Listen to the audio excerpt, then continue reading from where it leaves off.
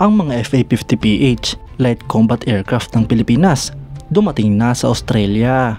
Ito nga po mga idol ang mga ipinadala ng Pilipinas para sa exercise Pitch Black na gaganapin sa Australia. Yan ang pag-uusapan natin, pero bago yan, kung bago ka lang sa aking channel ay huwag mong kalimutang mag-like, subscribe at i-hit mo na rin ang notification bell button para lagi kang updated sa mga bagong videos natin. Ang Philippine Air Force FA-50PH Fighting Eagle Light Combat Aircraft ay dumating na sa Royal Australian Air Force Darwin Air Base sa Northern Territory ng Australia. Dito nga po mga idol ay 4 na FA-50PH ang ipinadala ng Pilipinas upang mag-participate sa paparating na exercise Pitch Black 2024. Base nga po sa mga litrato mga idol ay 4 na FA-50PH lamang ang ipinadala ng Pilipinas na taliwas sa 6 na units dapat na kanilang ipapadala. Ang exercise na ito mga idol ay isang milestone para sa Philippine Air Force dahil ito ang kauna-unahang pagkakataon na dinala ang mga fighter aircraft ng ating bansa sa Australia. Ito nga rin po ang kauna-unahang pagkakataon na magpaparticipate ang ating bansa gamit ang sarili nating mga light fighter aircraft upang lumahok sa exercise Pitch Black. Sa mga nagdaang panahon, ang Philippine Air Force ay nagpaparticipate lamang sa non-flight exercise operations at hindi ginagamit ang mga eroplano ng ating bansa. Ngunit sa pagkakataong ito ay napagbigyan ng ating bansa na lumahok, kaya't marami ang nagsasabi na isa nga ba itong paghahanda ng Pilipinas para sa mga posibleng pag-atake sa ating bansa. Dahil sa mga fake news na kumakalat mga idol ay lalong natatakot ang mga Pilipino na baka atakihin ang ating bansa ng China dahil sa mas umiinit na tensyon sa West Philippine Sea. Mahalaga nga pong ipaalala at ipaalam natin sa mga kababayan nating Pilipino na ang Pilipinas ay hindi naghahanap ng gulo, bagkus ay pumoprotekta lamang ito sa ating mga teritoryo at sa mga mamamayan na nakatira dito.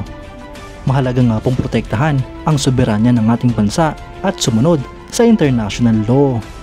Kaya't dahil umiinit ang tensyon sa West Philippine Sea ay marami nga pong fake news na kumakalat mga idol na atakihin na ng China ang ating bansa gamit ang mga missiles nito. Hindi naman nga po natin inaalis ang mga posibilidad mga idol sa mga posibleng mangyayari sa hinaharap. Ngunit dapat ay well-informed at tama ang pinakikinggan ng sambayanang Pilipino. Ito nga po ay upang maiwasan ang fake news at hindi na lumala ang sitwasyon. Ang mga ginagawang efforts ng Pilipinas ay isang pagsasanay lamang at pagpapatatag ng relasyon kasama ang ibang mga bansa.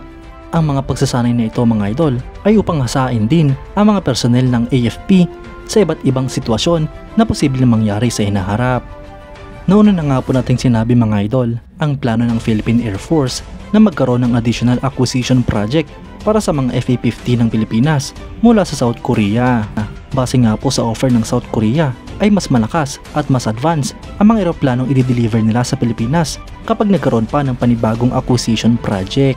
Sa loob nga po ng ilang panahon ay mas in-improve pa ng South Korea ang eroplanong ito na posibleng mas compatible sa ating bansa ngayon. Ang FA-50 mga idol ay pinapalipad ng 2 crew. May haba itong 13.14 meters, wingspan na 9.45 meters at height na 4.82 meters. Ang power plant nga po nito ay isang General Electric F404GE 102 afterburning turbofan engine.